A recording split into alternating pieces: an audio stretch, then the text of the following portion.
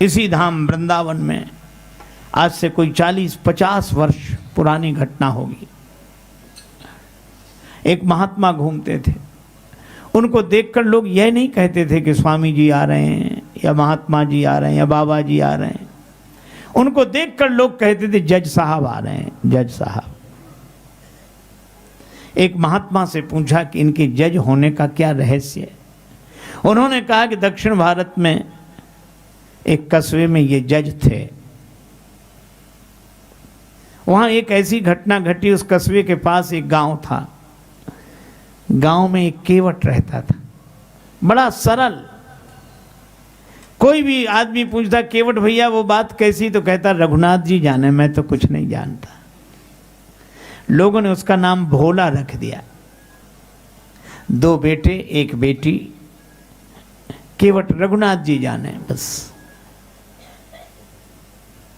जब बेटी विवाह के योग्य हुई तो बेटों ने कहा कि पिताजी ऋण ले लीजिए, बेटी का विवाह हो जाए, हम लोग कमा कर दे देंगे।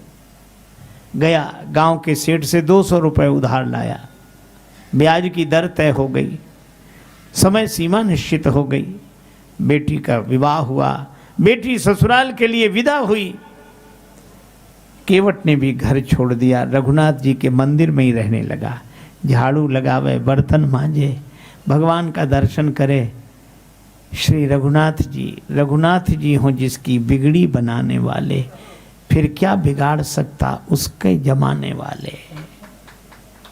हमारे साथ हैं रघुनाथ तो किस बात की चिंता, चरण में रख दिया जब माथ तो किस बात की चिंता।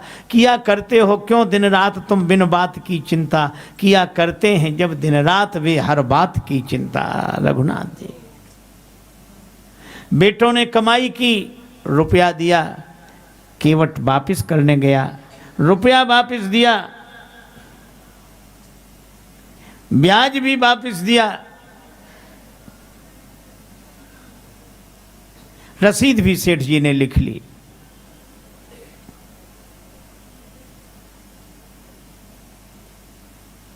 केवट से कहा ये तुम्हारी, पढ़ो इसमें क्या लिखा है। केवट ने देखा, बोला रघुनाथ जी जाने, मैं तो कुछ नहीं जानता।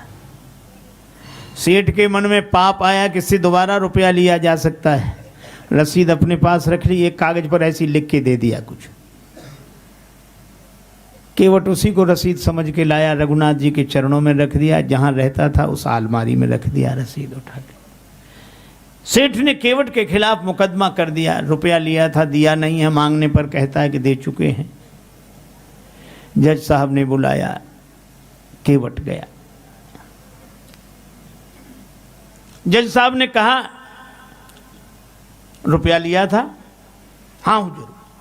लौटा दिया? हाँ। तुम्हारे पास कोई सबूत? ये। इससे तो कोई सिद्ध नहीं होता कि तुमने रुपया लौटा दिया। हुजूर माई बाप, मैं तो इसी को सब कुछ समझे बैठा था। रोने लगा। जज साहब ने कहा जा रो मत, तुमने जब रुपया वापस दिया तो तुम्हारे और सेठ जी के बीच में कोई और था? तो बोला सिवा रघुनाथ जी के और कोई नहीं था। जज साहब ने वही नाम नोट कर लिया। अच्छा जाओ। केवट को विदा कर दिया और अपने खर्चे से रघुनाथ जी के नाम सम्मन जारी कर दिया। अब वो चपरासी घूमे पूरे गांव में। संयोग की बात, उस गांव में रघुनाथ जी नाम का कोई आदमी नहीं था। और जज साहब ने समझा कि रघुनाथ जी इनके गांव के रहने वाले कोई सज्जन होंगे। किसी ने कहा कि रघुनाथ जी का मंदिर जरूर है। का चपरासी बोला वही बताओ, हम तो परेशान हैं। बाहर पुजारी जी बैठे नाम जप कर रहे थे। चपरासी ने कहा रघुनाथ जी का मंदिर यही है? हाँ। ये लो सम्मन देखा। पुजारी जी ने सोचा जब भगवान ने मंगा ही लिया है तो हम काहे को वापस करें। हस्ताक्षर पुजारी जी ने कर दिया। चपरासी समझा यही रघुनाथ जी है। सम्मन ले जाकर रघुनाथ जी के चरणों में रख दिया। प्रभु आपके लिए पोशाक कई बार आई होगी, राग भोग कई बार आया होगा, पर सम्मन पहली बार ही आया। भक्त जो न कराएं वह थोड़ा। केवट से कहा रघुनाथ जी का नाम क्यों लिखा दिया? केवट बोला कौन सा झूठ लिखा दिया, सच लिखा दिया। और केवट एक ही बात कहता है, हरि बिन संकट कौन निवारे, हरि बिन संकट कौन निवारे, हरि बिन। या अनाथ की लाज आज रघुनाथ जी हाथ तुम्हारे, हरि बिन संकट कौन निवारे, हरि बिन संकट कौन निवारे, हरि बिन संकट कौन निवारे। यही कहता दीन दयालु सुने जबते तबते मन में कजु ऐसी बसी है, टेरू कहाँ और जाऊं कहाँ बस तेरे ही नाम की फेंट कसी है, तेरो ही आसरो एक मलूक नहीं प्रभु सो कोई और जसी है, एहो मुरारी पुकारी कहो अब मेरी हंसी नहीं तेरी हंसी है।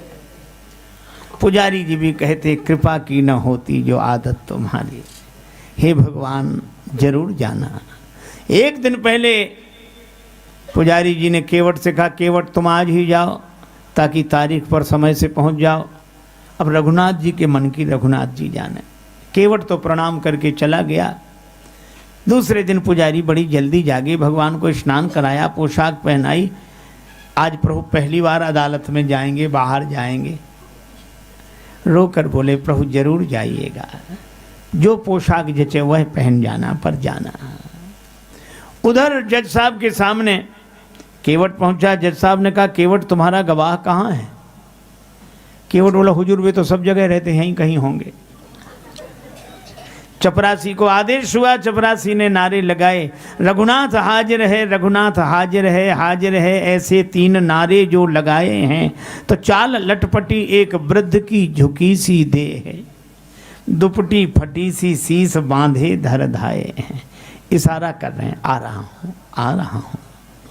हाथ माए छड़ी पड़ी तुलसी की हिये माल, माथे पे रोरी चारु चंदन चढ़ाए हैं। साहब के सामने विनीत चपरासी साथ आज रघुनाथ जी गवाह बने आए हैं। केवट ने प्रणाम किया। जज साहब ने कहा कि रघुनाथ जी आप थे जब केवट ने रुपया दिया? हाँ हुजूर। कैसे सिद्ध हो? रसीद सेठ जी ने लिख ली थी। मन में पाप आ गया, वापिस नहीं दी, इनके एक रजिस्टर में रखी है और इनकी बैठक में वो रजिस्टर है। सिपाही को भेजो, रजिस्टर मंगाओ, अभी फैसला हो जाए। सर्वांतर्यामी भगवान से क्या छिप सकता। सिपाही भेजा गया, रजिस्टर आया, रसीद मिल गई। केवट बाई जित बरी हुआ, सेठ जी दंडित हुए। गवाह महाराज चले गए थे, काम तो हो ही गया था। जज साहब ने कहा केवट ये रघुनाथ जी कहाँ रहते हैं? केवट बोला हुजूर जहाँ हम रहते हैं। तो तुम कहाँ रहते हो? कहा जहाँ रघुनाथ जी रहते हैं। तो तुम लोग एक ही जगह? हाँ मंदिर में ही रहते। तो मंदिर इन्होंने बनाया है कि पुजारी हैं? देखने से तो नहीं लग रहा था कि इन्होंने कोई मंदिर बनाया होगा। केवट बोला हुजूर पढ़े लिखे लोगों को समझाना मुश्किल, ये वही हैं जो मंदिर में बैठे हैं। चपरासी से बुला के पूछा, चपरासी थर थर कांप रहा था। हुजूर जिस आदमी ने दस्तखत किए थे वो नहीं था ये। जब पूरा रहस्य खुला तो जज साहब रोने लगे। रोते रोते अपने बंगले पर गए, यही कहा शिव सारद नारद शेष गणेश के नहीं ध्यान में आते रहे, सोई आज विनीत अदालत में केवटा के गवाह कहाते रहे। वो केवट की गवाही देते रहे। किसी ने कहा तो आपको हर्षित होना चाहिए, भगवान का दर्शन हुआ और चले गए तो इसका दुख क्या? का सुख धो क्यों दर्श दिए को भयो, दुख नाहिन जो तज जाते रहे। फिर दुख एक बात का है, क्या? कुर्सी पे बना जज बैठा रहा, जगदीश खड़े समझाते रहे। मैं कुर्सी पर जज बना बैठा रहा, जिनकी अदालत में एक दिन सबको हाजिर होना पड़ता है, वे भगवान खड़े खड़े समझाते रहे। ऐसा वैराग्य हुआ, पद छोड़ दिया, वृंदावन आके रहे। मंदिर के अंदर नहीं जाते थे, कहते थे मैं उन्हें मुंह दिखाने लायक नहीं हूं। मंदिर के बाहर से ही धूल सिर पर डाल लेते हैं आ तो गया हूं मगर जानता हूं तुझे मुंह दिखाने के काबिल नहीं हूं। यही रहे। लगभग 50 वर्ष के पूर्व की यह घटना है, तब उनका दर्शन होता था। यह युग, इस युग की घटनाएं हैं, सच्ची घटनाएं हैं। जज साहब का जीवन बदल गया उस भोले केवट की वजह से। हम भी सरलता से भगवान के होकर जिए और गुरुदेव का बताया हुआ नाम लें तो भवसागर पार नहीं करना पड़ेगा। क्यों? क्योंकि नाम लेत भव सिंधु सुखाही, करहु विचार सुजन मन माही। भवसागर ही सूख जाता है। ये गुरुदेव प्रदत्त नाम की महिमा है। तो हनुमान जी से भी तुलसीदास जी यही प्रार्थना करते हैं, कृपा करहु गुरुदेव की ना। गुरुदेव की तरह कृपा करो, हमारे लिए भवसागर सूख जाए। और पूज्या माता जी की जो मूर्ति प्रतिष्ठा, मैं उनको बारंबार प्रणाम करता हूं और उनके साथ साथ विराजमान जो पूर्व गुरु परंपरा के आचार्य हैं सबको नतमस्तक होकर प्रणाम करता हूं। पूज्या माता जी ने भी हम लोगों को एक मंत्र दिया है भवसागर से पार जाने का। आप सबको धन्यवाद साधुवाद देते हुए भगवत भाव से प्रणाम करते उस मंत्र का स्मरण करता हूं।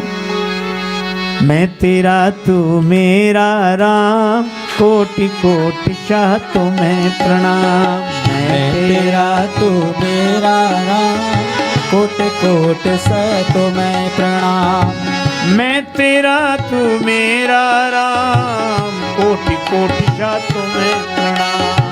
मैं तेरा तू मेरा राम, कोट कोट सह तुम्हें प्रणाम।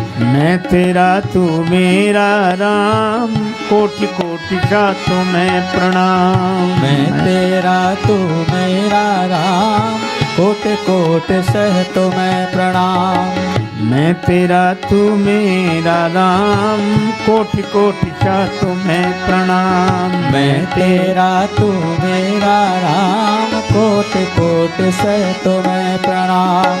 मैं तेरा तू मेरा राम, कोटि कोटि चाह तुम्हें प्रणाम। मैं तेरा तू मेरा राम, कोट कोट सह तुम्हें प्रणाम। हे मैं तेरा तू मेरा राम, कोटि कोटि चाह तुम्हें प्रणाम। जय हो। मैं तेरा तू मेरा राम, कोट कोट सह तुम्हें प्रणाम। मैं तेरा तू मेरा राम, कोटि कोटि चाह तुम्हें प्रणाम। मैं तेरा तू मेरा राम, कोट कोट सह तुम्हें प्रणाम। कोट कोट सह तुम्हें प्रणाम। कोटि कोटि चाह तुम्हें प्रणाम। बोलो भक्त वत्सल भगवान की जय हो।